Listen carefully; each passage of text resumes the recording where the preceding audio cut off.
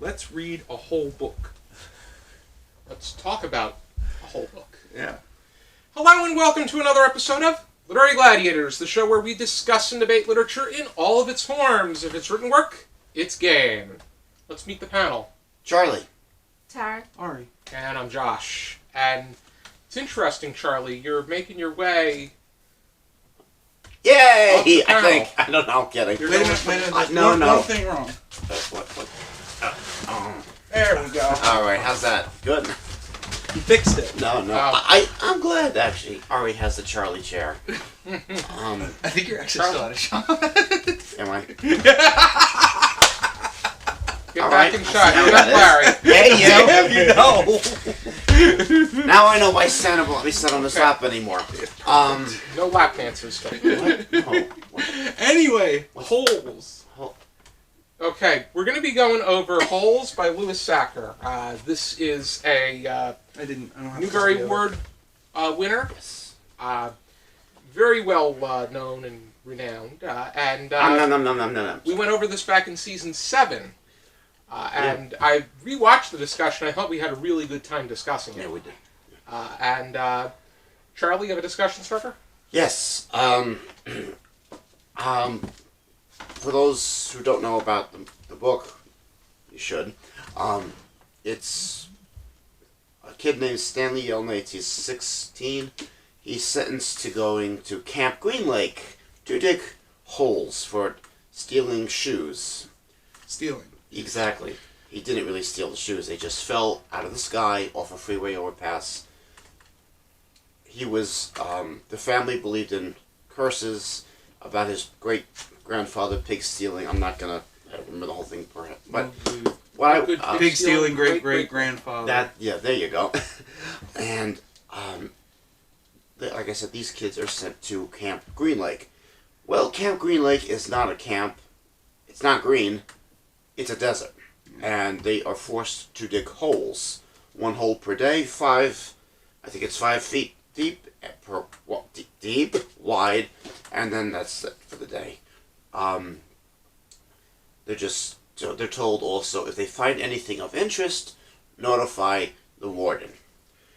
Make a long story short, here's what I want to ask. Is this child abuse in a way? Child exploitation? Okay, first Clear of all, answer is I don't think Stanley was 16 years old. I think he was I younger. thought it was younger, too. maybe. Yeah, because I thought he was in no more than middle school. I am going to go back and look here. He was 12 or... Maybe, yes, but still, if the end of the book he was is any still indication, definitely, then yes, it is kind of child definitely, abuse. I want to answer that question. yeah, definitely a minor, and no pun intended with the hole digging. But I don't know why I said. Yes, I would say it is child abuse. Yes, but what I really want to know is what would make a warden or anyone to that matter force a child, especially a child that hasn't fully grasped the reality and. It was an excuse for her to be able to get the treasure that was hidden from them, from Kiss and Kate Barlow. Exactly. But, I mean, their reason is it builds character. Exactly. Yeah, their reason is build count. I think the better reason is greed. Yes. He was very greed. And what I'm wondering too, is there another reason these kids were forced to dig these holes besides greed? It was part of their punishment for whatever they did. Yeah, and they claim it builds character, but I mean, Yeah, I think that the interesting thing about holes is it's an interesting analogy. Like these kids have holes in their life which might be causing them to do these things. Well, not Stanley, but all the other ones. Yeah. So digging holes could be an analogy too. So, but that's just a me thing. That's not a book thing. the crux of my question and discussion starter is, what do we think are the long-term psychological effects? Oh, that's an interesting question. That is the crux of what I it wanted to get at.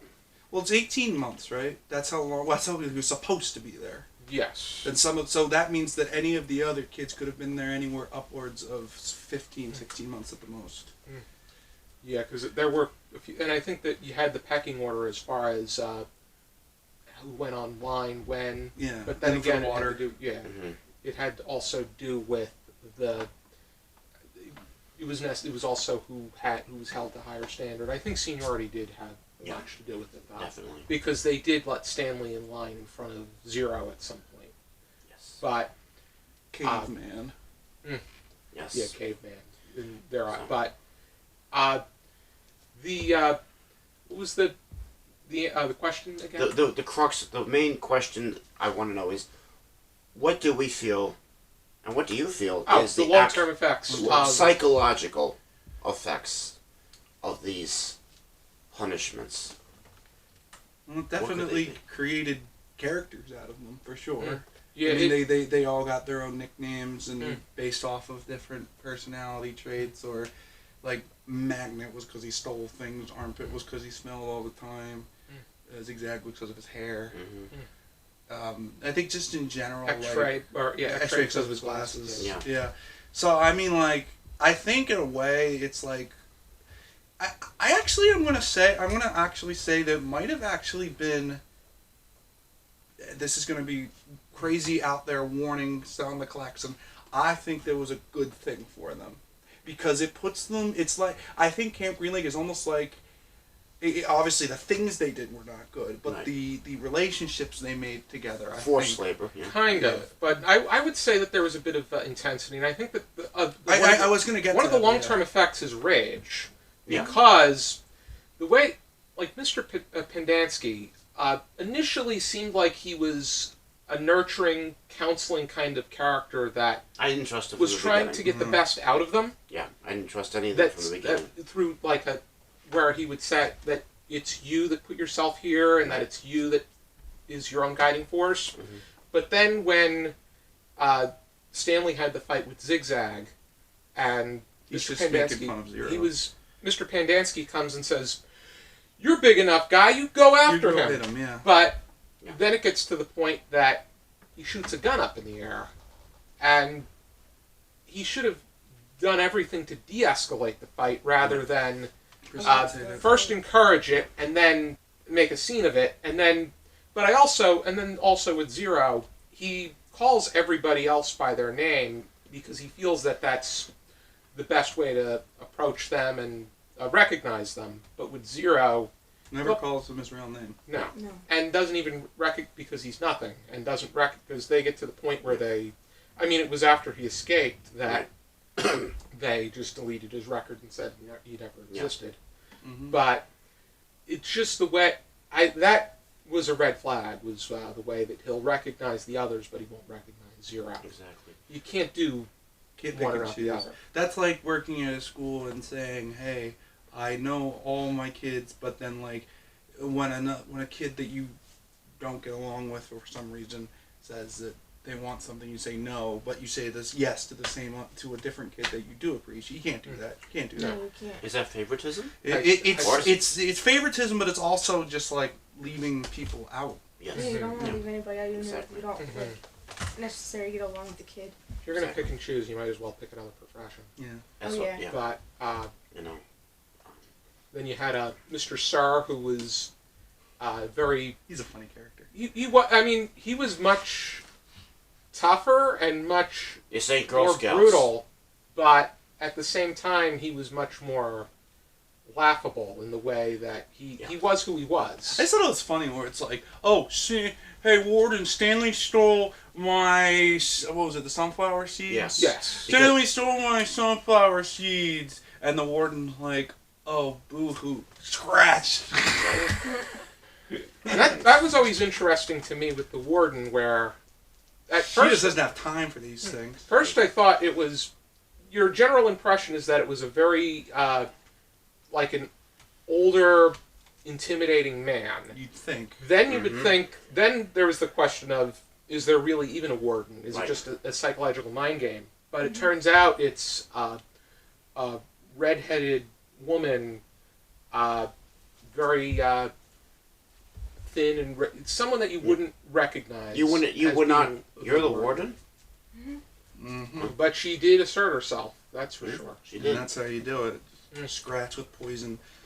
And I just think that, putting the kids in an environment where there are those types of animals, the lizards and the rattlesnakes and stuff, I think that also could lead Just psychological. psychological and Because- child abuse. Mm-hmm. Yeah, like kids are scared of snakes, but if they get bit by a snake and Or the scorpions. the scorpions, they can die. Now, I don't think this is in the book. I think it was only in the movie. But someone who was previously in the in that group of Tent D, whatever it's called, was Yes. so he was so upset that he decided he would purposely get bit by a rattlesnake so he wouldn't have to be there anymore. Was that barf bag? Or Yeah, is that it? Is that in the Yeah. book? I don't know. I thought it was just. I know I he don't was. remember He was reading put in the. that. He had to go get medical attention. Okay. I mean, because Could I. have been But in the movie, he did deliberately. okay. Yeah. In the book, I think it was just implied that he went to the hospital. Mm-hmm. I mean. Or they said that he was he was sent away, and that Yeah. because that's where Stanley that's where he slept. Mm-hmm. That's how he got that free bunk. Mm. Right. Okay. Because I read this, the first time I read this was in 7th grade, and then I just finished it last night, and again, I have the same impression. I'm like, there's something more to this. There's something more to this. And again, it's. And then there's the repeating motif of if only, Yeah. the woodpecker size. Yeah. Mm-hmm. That whole thing, which is a repeating motif throughout the Yeah. book. Oh, you mean the one that that originated from that went from generation to generation? Right. Yeah. Mhm. Yeah. Okay. Yes. Did you I want to think say it's something, indigenous. Tara?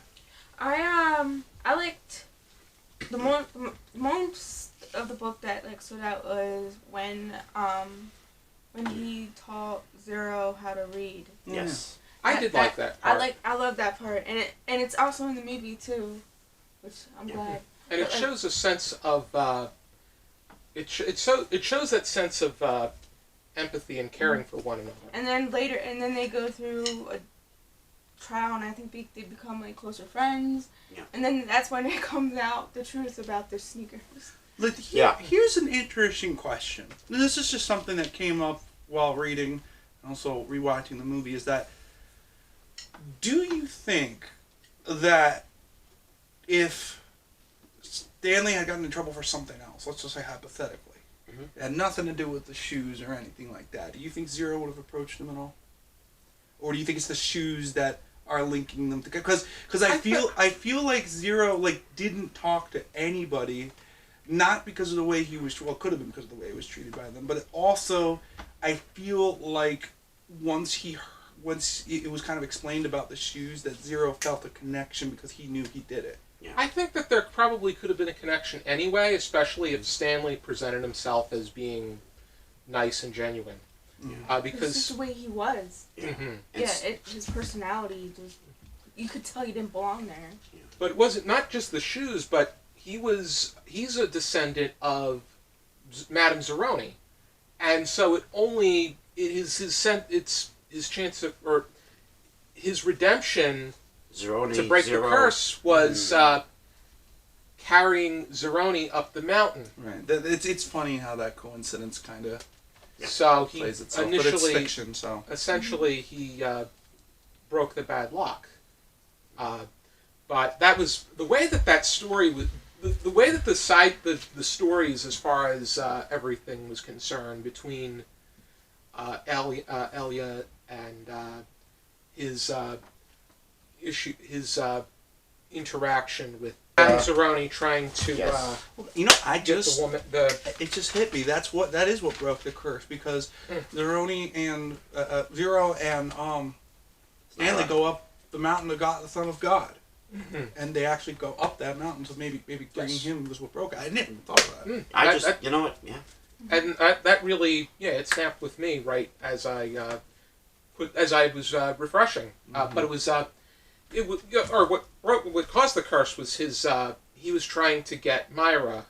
He wanted to marry her, but the father was the one that would choose, and he decided whoever had the heavier pig, and The went pigs were with. the same. They were the same because Madame Zeroni said that you would, if you brought the pig up to the mountain every time, it would gain weight. And so, And Had a drink one from time- the stream. he forgot because he didn't necessarily forget. He didn't do it because he felt that would be more important to be more presentable.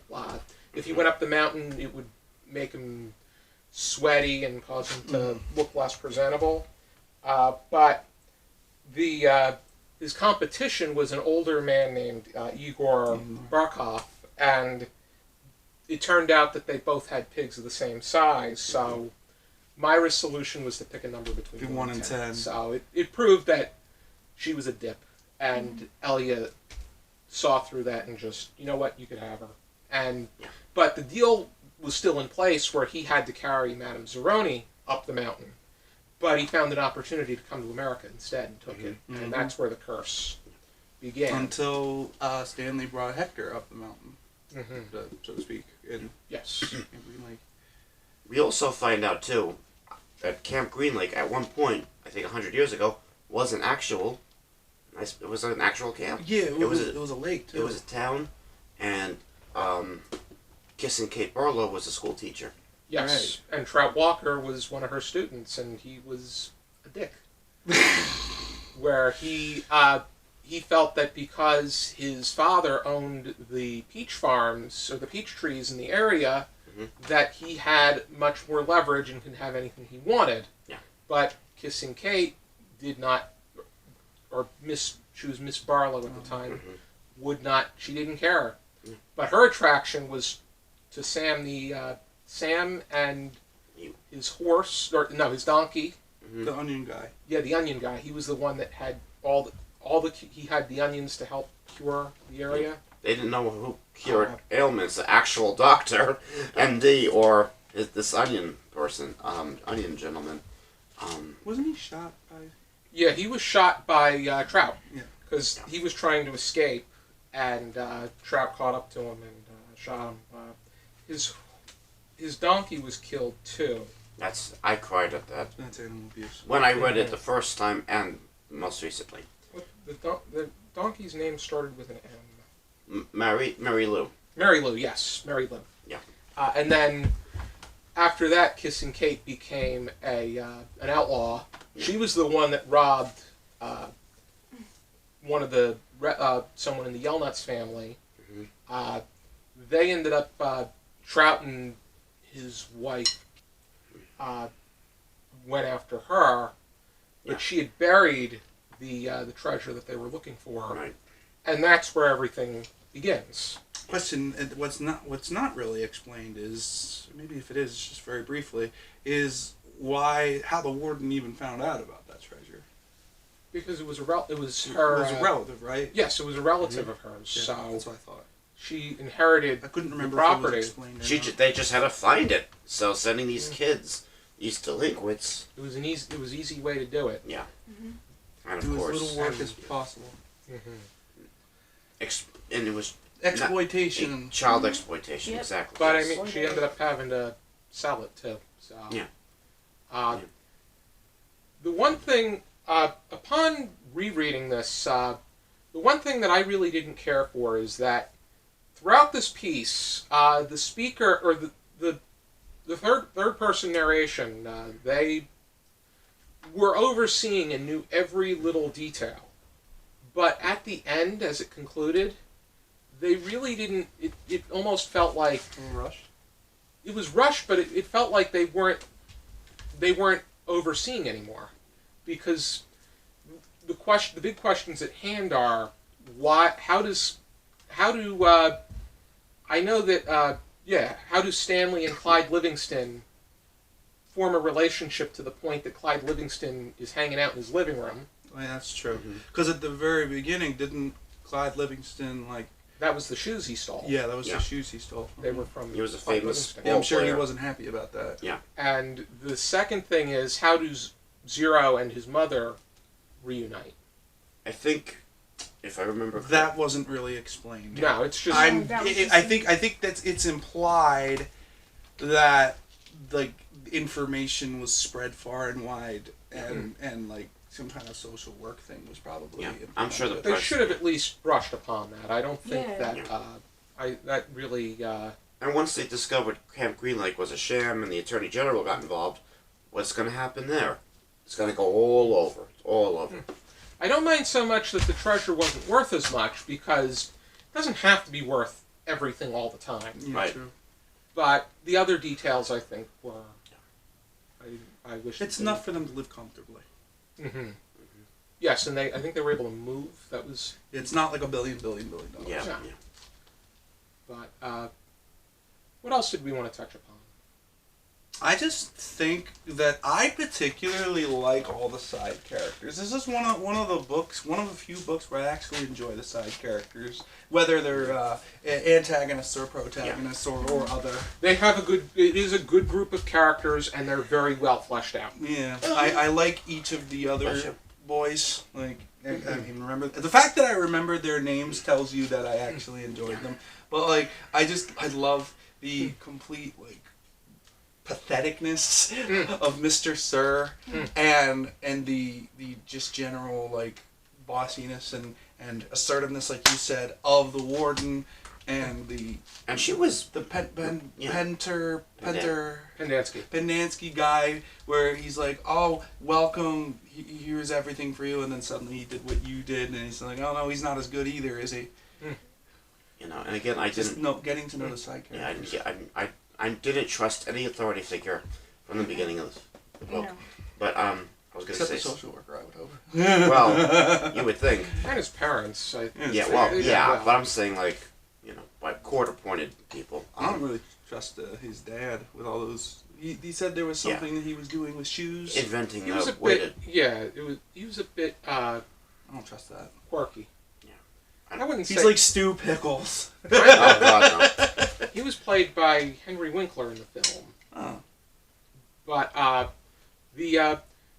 if you read Sideways Stories from Wayside School. Yeah, I've heard only one of them. Louis Sachar wrote that, The first and one. he fleshed out all of these different characters with all of their different quirks. So he definitely has a hand at being able to develop Yeah, characters. he does well with Yeah, color characters character are development. really well.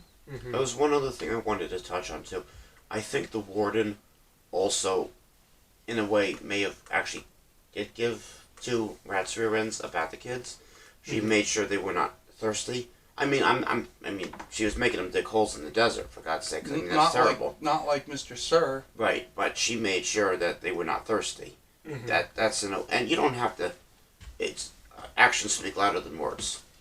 It's a kind of prisoner strategy. Right. Back in the day, a lot of your prisons were like that, where it was very low rate as far as their the way that they cared for their prisoners are concerned. I mean, they shouldn't be living like Exactly. the Ritz, but right, they should be like basic human rights in general.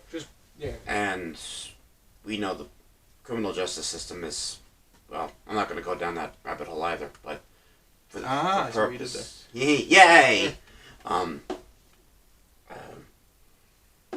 For the most part, a lot of prisons are overcrowded, underfunded, and there's a lot of mistreatment, a lot of abuse. I think, going back But to what you said anyway, about I the digress. little bit of a rushed ending, I think this book, it's clear with that rushed ending that it's more designed for younger readers, like 7th, 8th graders. Yay! I could see where Because when you're reading a book, like, and you are reading it, I mean, I don't know if you're reading for, like, pleasure, but if you're reading it in school, you kind of want to get through it.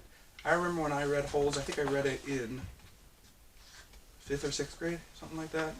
And I remember that, like, we basically rushed through the end, and that was because, you know, it was getting towards spring break, and we all wanted to, like, move forward. I could see, but I on the other hand, But I it also think could have that just been poor writing, I think that or some of missed those, opportunities. I think that I think it was There- missed opportunity. I think that there were holes Yay! in the plot and the structure at that point. There were holes in the plot. Plot holes. Where I went to school. Well, not Might- necessarily plot holes, but more holes in the writing where they didn't feel like explaining things. Right. This whole thing is getting out of. Okay then. Was there anything we want? Oh, great! I'm surrounded by holes. Anything else you wanted to say, or do you want to go to final thoughts? I'm hungry, but yeah, I'm good for I'm final ready. thoughts. Okay. What did Final thoughts. I thought it was a really, really good book, and I would recommend it, especially for classroom our classroom's recommended reading, summer reading, you know, and then, but I was required to read it in 7th grade, and I enjoyed it, but yeah, it was a really good book. I was never required to read it. I read it on my own for when we discussed it. I think we had an option. It was I don't remember back then, but it was. I remember I read about it before I went to one. Yale, so I had to I have been remember in that. 6th grade. I remember choosing this whole book. Yes. Okay. It wasn't required for me. I just read it and then Holy crap, your puns are terrible. read it. Alrighty then. How would we rate it? 0 to 5 stars, half stars permitted. Charlie? I'm giving it a whole 5. Oh wait, 0 to 5? Yes. Whole 5. I knocked it down. I was a 5-star when I first read it. When upon reread, it's 4 stars. Okay, and why is that? Because what was discussed, there was like in the writing there was holes. Oh, okay. Alright. I think I can wholly say that I will give this a 4.5, Okay. which I think is what I gave it last time. Okay. Actually, I don't know if I did the I think episode. you gave it last time. 4. You Did I gave give it it 4? 4. Then I give it 4 again. Okay. I'm not going to change. There's nothing I want to change about it. I'm bumping it down to 4.5 because of Critics. the holes that I saw Yeah. in the plot and the structure as far as the ending was concerned. And it didn't really, while I really was You immersed bumped it down in... a whole half star. Yes, a whole half star. Alright, I think we can. As far as the character development was concerned, I think the character development and creation was still amazing. However, I think that the way in which The ending. the ending and just the way in which the plot played out, it was just some aspects were I agree with head that. scratching, The reason I'm questionable. the only reason I'm keeping it at a 5 is because yes, it's also a lot of kids read this and it's required reading. I think it's also meant to help them think a little bit on their own and learn. Oh, okay, maybe, and also facilitates discussion, especially in a classroom setting. That's my only reasoning for that. And again, it's written for I guess you could say middle school, maybe even lower. Yes, it's So- kind of middle Charles, grade. if this book was just a book that you read without knowing that it was for schools, would you still give it a 5? Probably yes. Okay. I tend to like to look at. I mean, I look at that aspect, but I also look at the aspect of whether or not I would want to read it on my own. Yeah. Because I've read a lot of middle grade and either Newbery winners or Newbery caliber works, and I'm really glad that I've read it. And while the argument could be made that it would have been nice to read it earlier, it was I think that reading it with a more mature, patient mind, Right. I think that there's Well, it's something not that's forced on fulfilling you. about that. You don't have to do a book report in a week afterward. You're a whole lot older now. Yes. Alrighty then. If you're interested in picking up this book, here is my copy, and Charlie has the hardcover. It's a very nice looking copy. How do you pick up a hole? There's a way, I got especially this with technology. with library system. I was able to get to the library. Hey, you know what pizza bagels have? Holes in them. Holes! Because I know you love pizza bagels. I love bagel bites. Speaking of bite. pizza, we're going to be getting ready to have pizza. Hey. And be sure to join us next time on another episode of Literary Gladiators. For now, keep reading. We need a whole lot of subscribers. Yes, that too. Oh, oh. Keep eating.